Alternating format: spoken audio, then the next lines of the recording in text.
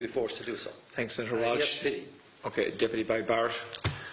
Ambassador, I will say frankly, I'm one of the people who thinks you should be expelled from this country, and I believe that that's nothing to do with you personally. It's to do with the policies of your state.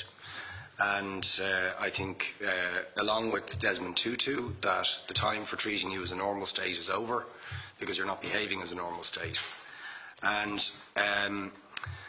I just want to ask you questions, really, in relation to that contention. And I would just say, for the record, it certainly isn't motivated by anti-Semitism in my case. I mean, for example, when disgraceful attempts were being made to downplay the horrors of the Holocaust by people like David Irving, I brought a Jewish Auschwitz survivor to this city to organise meetings and get her on national television to remind the Irish people about the horrors of the Holocaust.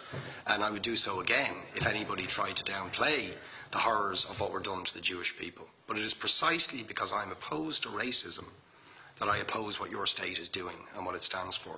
So I just want to ask you a few questions in relation to that. And I should also say, by the way, I lived for a year on Moshav Neot Hakikar in the Dead Sea in 1987, 2 weeks before the first Intifada broke out. That leads me to my first question. You have tried to cover over what you have done, the killings of innocent people in Gaza on 3 separate occasions over recent years, the seizure of Palestinian land and so on, by attacking Hamas. Now, why don't you just admit that Hamas didn't exist when the first Intifada took place? They didn't set up an armed wing until the early 1990s. And that there was a reason that PLO were in Tunis at the time, exiled, effectively not present.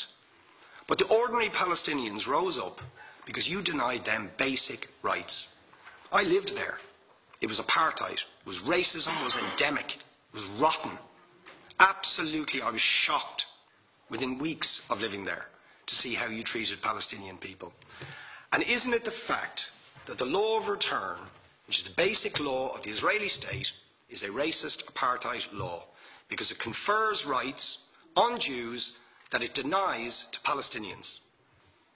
It allows, for example, if I was Jewish and had never stepped foot in Israel, I could claim citizenship there tomorrow, but 6 million people whose origins are in what you now call Israel, who were forced out in 1947 or 48, do not have that right. Isn't that part of the reason why the Palestinians are in dispute with Israelis?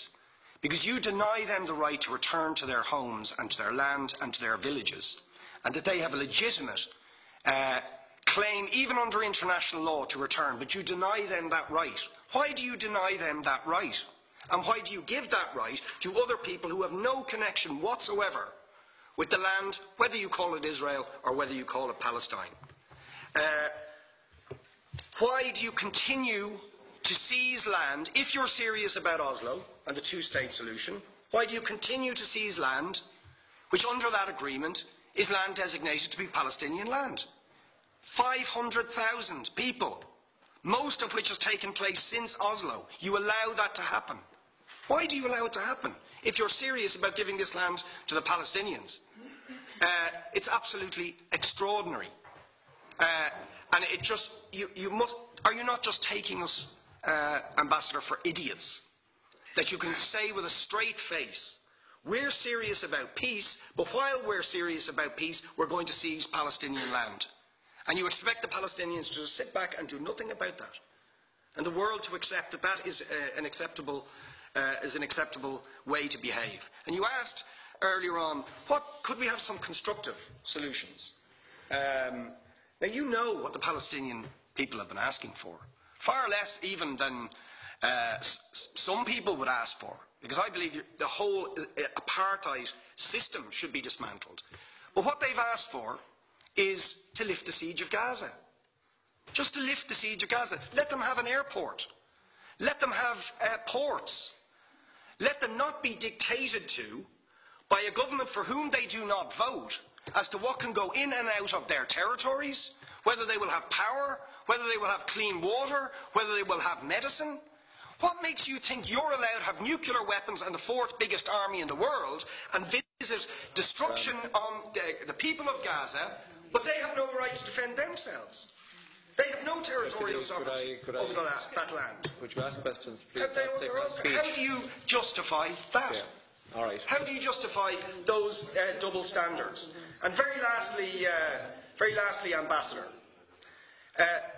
people like Bishop Tutu, Nelson Mandela, and I would certainly describe your state as a apartheid state, with different laws for people depending on their race or religion. Now, isn't that just the case that, for example, at checkpoints going into the West Bank, there's a channel if you're Israeli or European, and there's a channel if you're Arab? Just because you're Arab. If you came into Dáil Éireann and they stopped you and said, "Are you Jewish?" "Oh no, sorry, you can't come in through the same entrance as Irish people or European people because you're Jewish," you would call that racism and apartheid. But yet, you practice that.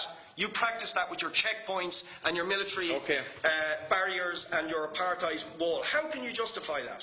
All right, thank you. Last